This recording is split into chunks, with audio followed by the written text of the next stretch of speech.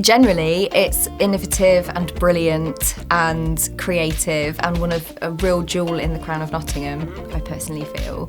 From my point of view though, I've now seen a progression over the past sort of couple of years. So it's been really interesting to see a lot more creativity, hands-on stuff, open-minded stuff, evolution of the way that you're teaching, and the students are all engaged and eager to learn, and there's a lot more of them, which is great. So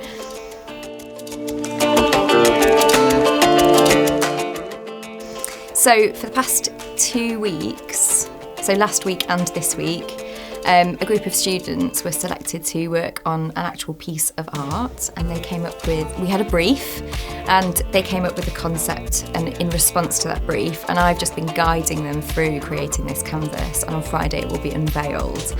And it is very timely that it is International Women's Day as it happens today, because all of them are female, all of them are amazing women artists, so I can't wait to unveil it because it's going to be quite exciting. And eventually it will be hung in the stairwell of the DMH building. Have I got DMH right? Yes, the DMH building. So yeah, really excited about it. I will say it is colourful. I will say it is based on a photograph of confetti that Tom Morley took, a very talented photographer in Nottingham. And they've all brought their unique kind of allegorical take on how they see confetti and the way that confetti has evolved through the years. So I can't wait for them to kind of explain what everything means. And it's just been a joy working with them, as always. They're industrious, they're hardworking, they're passionate, they've been taught really well, their manners are impeccable. It's just been an absolute pleasure. So today we've been doing a kind of back-to-back workshops about what graffiti is and how it's influenced street art, and how street art has actually influenced protest art, and that graffiti has come from the kind of family of hip-hop as a cultural movement rather than a music genre.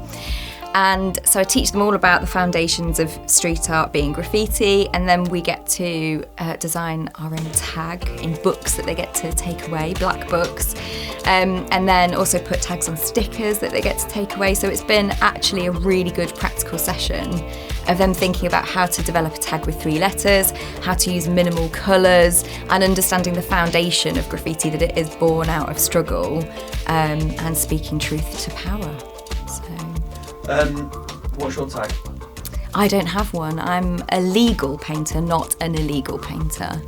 So I'm what is considered in the graffiti world as a toy, because I don't letter write. But that is because I have my own independent business, so I can't be, illegally writing on the street, so I have no tag.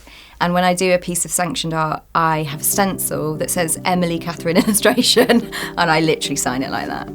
Do you know Dilks, yeah? I do. What's going on with, now they're taking all the boards down, what's going to happen with his? Yeah, so this is what happens with graffiti and street art. Sneinton Market was never a sanctioned area, but it was privately owned by an investor who had the whole market, and he is now turning all of that into student flats to make some money. So it means that our boards will be taken down. We won't therefore have like a kind of sanctioned place to paint. And it just means it will return back to before we had that permission from that private landlord. We'll find other spots, and we'll culminate in another area. It used to be that we'd find like organisations that would be open to having people congregate and paint. So it's just about working with the community to find if we've got a little place again. How come we turn Nottingham into Bristol and have street art everywhere? Honestly, Beeston's done it, haven't they? I think it's different with Beeston though, because Beeston, they sanction and give you a kind of like, you have to do this sort of thing, whereas Bristol is all about the protest, and kind of respect for the original, where it's come from, which is graffiti. And I think what Bristol did really successfully is to nurture every single artist, even the ones that might not be respecting their city council. And I think that is what is going to always be a tussle. If Nottingham get it right, they have to understand that things are going to get tagged and painted illegally if they want the big, beautiful murals.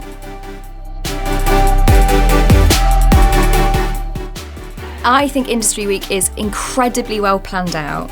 As a kind of industry professional, you're well looked after. You don't even notice what is going on behind the curtain, so to speak.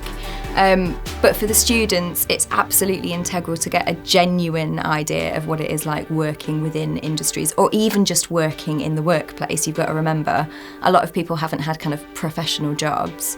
So even in its very basic sense, it's perfect, and I think every organisation should do it.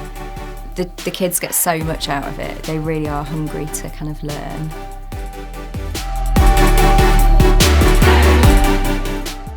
I'd love to do an album cover for Missy Elliott, because she's got new stuff coming out, and I think I could make her like do a bit of a thing, crossover with old stuff and new stuff. So yeah, she'd be good. Other artist-wise for collaboration, I get to collaborate with a bunch of amazing street art women all the time, so very blessed in that respect.